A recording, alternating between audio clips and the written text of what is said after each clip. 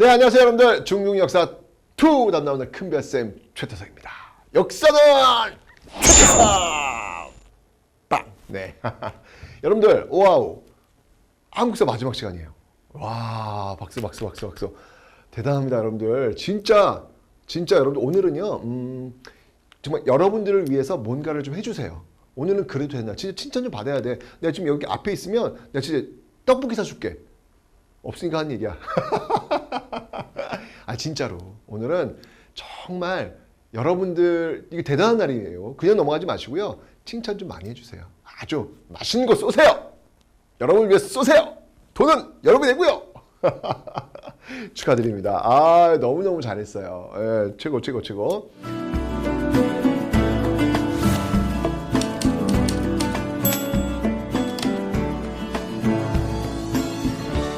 자, 이 마지막 시간 가기 전에 제가 여러분들한테 복습, 전 시간에 복습 다시 한번 해보겠습니다. 전 시간 여러분들 뭐 북한사의 변화는 뭐 그렇게 중요한 건 아니고요.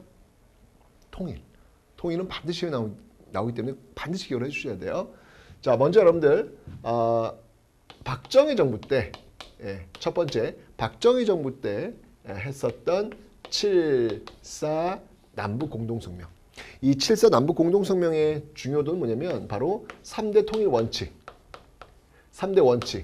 자주, 평화, 민족, 대단결이라고 하는 3대 통일 원칙이 정해졌다는 거. 요거 기억해 놓으시고요. 두 번째. 노태우 정부 때죠. 자, 노태우 정부 때 있었던 남북 기본 합의서. 남북 기본 합의서. 자, 요 공부할 때 여러분들 순서 기억해 놓으시라 그랬죠? 자, 먼저 첫 번째가 UN. 그렇죠? UN 동시가입. 그다음에 남북 기본 합의서. 그리고 세 번째가 한반도 비핵화 선언. 한반도 비핵화 선언. 요렇게 노태우 정부 때 추진되고 있다라는 순서 기억해 두시고요. 세 번째가 이제 김대중 정부 때죠. 그죠? 이 김대중 정부 때 있었던 6.15 남북 공동선언.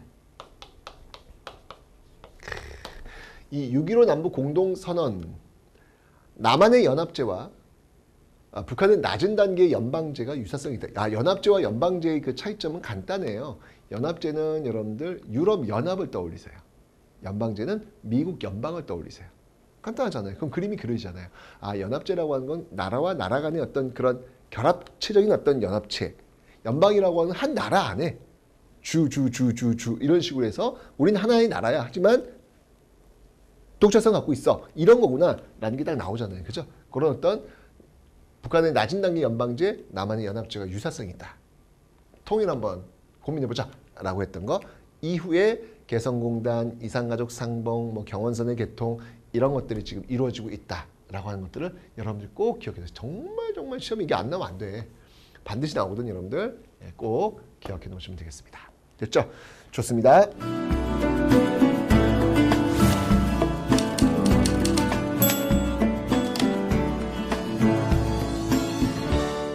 자, 이렇게 해서 전 시간에 통일까지 공부했고요. 자, 이번 시간 이제 마지막 시간이에요. 마지막 시간은 뭐 어찌 본다면 뭐 상식과도 같은 그런 내용들이다. 쭉쭉 한번 읽어보면 될 것 같아요. 동아시아의 그 영토 문제와 역사 갈등에 관련된 그런 문제가 되겠습니다. 일단 여러분 일본의 역사 왜곡, 독도 영유권 주장이 있는데요. 자, 먼저 배경. 러일 전쟁 중 일본이 이 독도를 불법으로 편입을 합니다.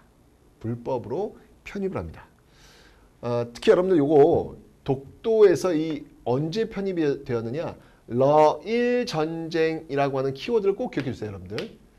요거 시험에 잘 나옵니다, 여러분들. 러일 전쟁 중 일본이 독도를 불법으로 편입을 했었다. 그리고 이제 시마네현, 나케시마의 나라를 제정해가지고 일부 교과서의 독도를 일본 영토로 지금 표기하고 있는 이런 현상, 그죠? 지금 독도는 지금 우리가 분명히 지금 우리 영토로서 있는데 이런 어떤 그 모습들이 지금 있어서 참 안타까워요. 이 문제 좀 풀고 가야 되는데 일본이 참 이 문제를 참 이런 식으로 계속해서 왜곡해 들어가고 있는 어떤 그런 모습들이 나오고 있죠. 네. 기본적으로 여러분들 그런 거예요. 아주 간단해요. 일본 쪽에서는 독도가 안 보이고요. 우리 쪽에서는 독도가 보여요. 보이는 섬은 여러분들 역사적으로나 이게 상식적으로나 관리할 수밖에 없고요. 항상 우리 그 시야 안에 들어와 있기 때문에 우리가 사용할 수밖에 없는 겁니다, 여러분들. 보이지 않는 섬을 갖고 자기들 섬이었다라고 이야기하는 사람들과 보이는 섬이 우리 섬이었다라고 이야기하는 거 어느 쪽 주장이 맞을까요? 네. 뭐 이미 그 신라 지증왕 때부터 여러분들 신라 장군 이사부 지하에서 웃는다 독도는 우리 그거 있잖아요, 여러분들. 그 이사부가 울릉도를 또 그 정복을 하잖아요. 그러면서 그 울릉도에서 보이고 있는 그 관할 섬들도 모두 그때부터 우리의 어떤 그 시야 속에 들어오면서부터 우리가 이제 관리하게 되었던 것이죠. 뭐 다만 여러분들 거기 이제 그 워낙 떨어져 있는 곳이다 보니까 사람 살기는 좀 어렵잖아요. 그래서 울릉도, 독도를 이렇게 비어 있는 공도 정책이라고 해요. 가끔은 그래서 사람을 비워 놓긴 했습니다. 근데 비워 놓았다고 해서 그게 주인이 없는 건 아니잖아요. 여러분들 뭐 체육 시간에 저 운동장 나갔어. 교실 비워뒀어. 그럼 그 교실에 있는 여러분 물건은 여러분 거 아니야? 그건 아니잖아요, 여러분들.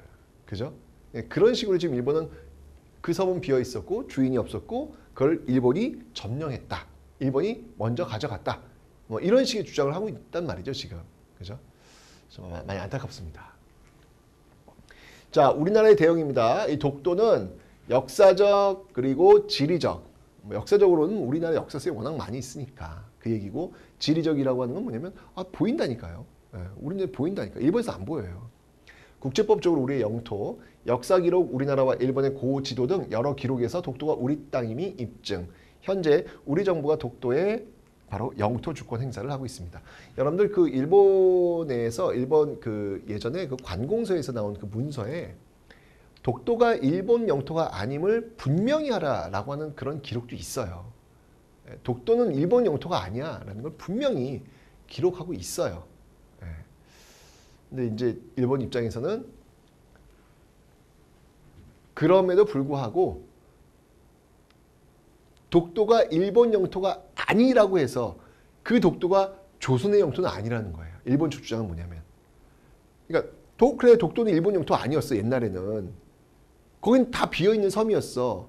그거를 우리가 주인이 없는 섬을 우리가 차지한 거야 라고 주장을 하는 거예요. 일본 주장은요. 그런 것들을 우리가 합리적으로, 논리적으로 하나씩 깨 나가야 되겠죠. 자, 역사 교과서 왜곡. 일본 우익 세력이 자국의 청소년들에게 자긍심을 심어줄 수 있는 역사 교육을 또 주장하는 모습들도 있습니다. 내용을 보면요, 특히 이 고대사를 참 많이 과장을 해요. 예를 들면 이제 임나일본부. 임나일본부가 뭐냐면 여러분들 경상도 전라도 지역에 임나일본부가 있어가지고 그 지역을 다스렸다는 거예요. 그리고 백제하고 신라가 그 임나일본부에 조공을 바쳤다는 거예요. 아니 이게 말이 왜 안 되냐면 당시 일본, 그 당시 일본은요, 철을 만들 수 있는 기술이 없어요. 철을 만들 수 있는 기술은 백제, 신라, 가야 이들이 갖고 있습니다. 여러분들 철이라고 하는 건 뭐냐면 최첨단 무기예요. 그걸 갖고 만든 무기는요, 마치 지금으로 따진다면 핵무기와 같은 어떤 최첨단의 무기야. 그거를 일본은 만들질 못해요. 그거를 백제나 신라나 가야는 정말 잘 만들고 있다면, 특히 이제 가야나 백제 같은 경우에는. 그러면 일단 여러분들 이게 무기체계가 게임이 안 돼요. 게임이 안 됐는데 일본이 우리나라에 와가지고 그 최첨단 무기를 만들고 있는 사람들을 지배했다? 아이고, 그건 말이 안 되는 거예요. 논리적으로 이제 설득이 안 되는 건데, 대신 그건 있어요. 분명히 한반도 남쪽 지역에 일본인들이 대거 몰려와서 살았던 건 맞아요. 왜일까요? 그 최첨단 무기 철 얻어가려고 온 거예요. 엄청난 교류가 있었다는 이야기잖아. 그죠? 근데 그거를 너무 확대해가지고 그들이 바로 백제와 신라를 다스렸다. 이런 식으로 나오는 게 바로 임나일본부죠. 일본의 식민 지배와 침략 전쟁은 정답. 왜냐면 그렇게 지배했었어 우리가. 그러니까 지금도 우리가 지배하는 게 맞아. 라는 어떤 그 논리를 끌어내기 위해서입니다. 징용 징병의 강제성 축소하고요. 일본군 위안부 서술을 제외합니다. 지금도 여러분들 일본 총리 같은 경우에는 일본군 위안부에게 사과 편지를 쓸 용이 있느냐? 눈꼽만치도 없다라고 이야기를 하죠. 참 그 인권이라고 하는 거는 세계 보편적인 어떤 그런 가치가 될 텐데 그런 부분들은 좀 많이 아쉽습니다. 그죠? 잘못된 역사 인식이요. 일본 정치인의 뭐 신사참배 그리고 센카쿠 열도와 북방 사도 소유권 전쟁 등 주변 국가 정책 분쟁을 일으킵니다. 여러분들 제가요 일본의 또 촬영 때문에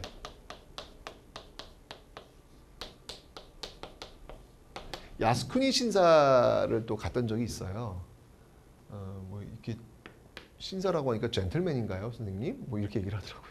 신사는 뭐냐면 일본 사람들이 그 신을 모시기 위해서 만들어 놓은 사찰이라고 보시면 돼요.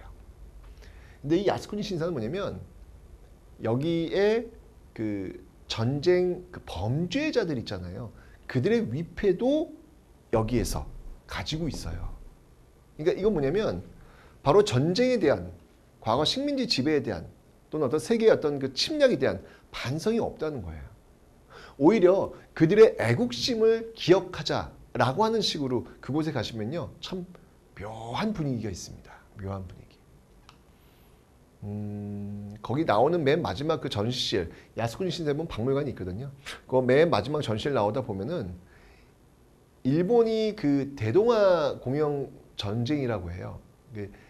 아시아에서 핍박받고 있는 민족들, 그들을 해방시켜주기 위해서 일본이 서구 열강 유럽들과 맞서 싸웠다라고 기록을 하고 있습니다. 갑자기 해방자가 됐어요. 제2차 세계대전의 주범 일본이 그 야스쿠니 신사에서는 약소 민족들을 서구 열강 유럽으로부터 보호를 해주기 위한 어떤 그런 해방자라고 그 기록을 하고 있는 거예요.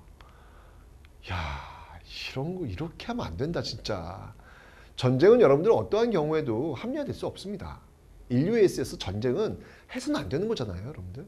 그런 것들을 일으켜 놓고서는 무슨 뭐 유럽 열강을 막아주기 위한 어떤 그 해방자의 어떤 역할로서 딱 기록하고 있는 모습은 후한무치다. 이런 식으로 해서 후세들에게 교육하면 안 된다.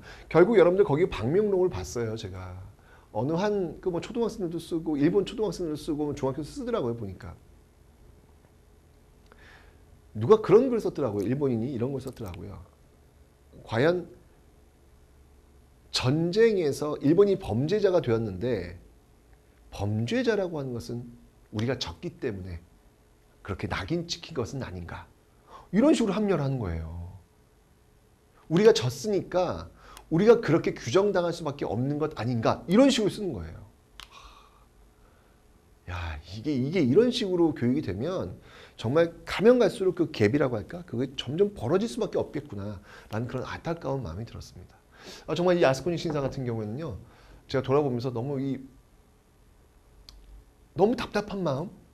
이게 너무 심했다라는 어떤 그런 생각이 들더라고요. 네, 이런 어떤 그런 모습들이 계속 있습니다. 센카쿠 열도 다오이다오. 이건 중국 측에서 부르는 그런 곳이고요. 일본은 센카쿠 열도라고 부르고 있죠. 지금 중국과 일본이 첨예하게 또 부딪히고 있는 어떤 그런 지역이기도 합니다. 이번에 또 중국을 한번 볼게요. 중국도 만만치 않습니다, 여러분들. 중국의 국가 통합 유지를 위해서요. 바로 소수민족의 중국인으로서의 애국심을 고취합니다. 여러분들 중국 촬영을 갈 때요. 근대사 촬영은 어렵지 않아요. 즉 항일 독립운동, 중국에서 우리 조선인들이 했던 항일 독립운동의 어떤 그런 것들을 촬영하는 것은요. 아주 우호적입니다. 왜일까요? 그거는 한국과 중국의 연합전선이었기 때문에 한중 우호 관계를 진작시키는 데 있어서 또 중국이 많이 도움을 줬거든요. 사실은요. 그런 것들을 자랑할 수 있는 어떤 그런 공간들이란 말이에요. 그런 것들은 적극적으로 취재할 수 있도록 해줘요. 그런데 여러분들 저쪽 만주 쪽으로 가가지고 고대사의 시기를 촬영할 때는요. 절대 금지입니다. 자칫 잘못 촬영하면요. 끌려가요. 촬영 자체를 못하게 해요. 왜일까요? 고대사의 역사, 즉 고구려의 역사, 발해의 역사를 중국의 역사로 가두어 두기 위함이에요. 이런 고구려와 발해의 역사를 우리가 가가지고 취재를 하고 우리가 그걸 알리는 것 자체를 못하도록 원천봉쇄해 놓는 거예요. 즉 기억을 지우는 거예요. 이런 것들을 아예 접근을 금지시켜가지고 기억을 지우기 위한 그런 모습들을 지금 중국은 하고 있는 것이죠. 그런 것들이 바로 동북공정이라는 겁니다. 자, 여기 지금 동북공정 추진 나와 있죠. 고조선, 고구려, 발해를 중국 지방정권 가운데 하나로 인식해서 우리 역사를 중국 역사로 편입하려는 그런 모습들이 보이고 있더라. 중국이 정책 필요에 따라 우리 고대사를 아주 심각하게 왜곡하고 있는 그런 측면들이 분명히 존재하고 있습니다. 이게 바로 동북공정이 되는 거예요. 아우, 정말 놀라울 정도로 그들의 태도가 달라요. 자, 역사 갈등의 해결 방법의 모색입니다. 정부는요, 일본과 중국의 역사 왜곡의 정치적 외교적 대처, 관계 법령 제정, 역사재단의 역사 왜곡에 대한 연구 지원, 이런 건 상식이죠. 당연히 이런 거 해야 되겠죠. 그죠? 민간에서는요, 한중일 시민단체와 학자들의 공동 연구, 공동 역사책 집필 등이 필요합니다. 제일 중요한 건 뭐냐면 여러분들 함께 이야기하는 거예요. 함께 연구하고 함께 이야기하는 것. 이게 가장 그래도 우리가 찾을 수 있는 유일한 대안이 아닐까라는 생각입니다. 그리고 여러분들의 입장은 뭐냐면요. 알았으면 좋겠어요. 독도는 우리 땅이야. 이게 일본 이 엑스바리들 이 독도 지의 땅이 막 감정적으로 막 이렇게 막 나오는데 독도가 왜 우리 땅인지 아세요, 여러분들? 근거를 좀 이야기할 수 있어요? 라고 물어보면 턱 막히는 거예요. 그런 어떤 감정에 치우친 어떤 이야기들은 이제 좀 지양했으면 좋겠어요. 일본의 입장도 우리가 좀 알았으면 좋겠어요. 일본도 여러분들, 일본이 독도가 다케시마가 일본 땅이라고 하는 근거 있어요. 그 외무성에 쭉 그 이유를 10개씩이나 쫙 올려놓고 있어요. 그거 한번 읽어보셨냐고요. 그들의 주장도 한번 읽어볼 필요가 있고요. 그 주장들이 왜 허구인지 우리의 논리를 가지고 준비할 필요가 있다. 감정에 치우친 발언 말고요. 이성적으로 논리적으로 연구하고 공부해서 준비하고 있는 것, 이런 것들이 바로 독도를 지킬 수 있는, 독도를 기억할 수 있는, 독도를 잊어버리지 않을 수 있는 유일한 방법이 아닙니까? 라는 그런 생각이 듭니다. 자, 이렇게 해서 여러분들 이제 중동 역사 2 한국사 파트가 끝났습니다. 네, 오늘은 여러분들 맛있는 거 드시고요. 다음 시간에 이제 세계사죠. 자, 이 세계사 또 저와 함께 세계를 한번 날라보도록 하겠습니다.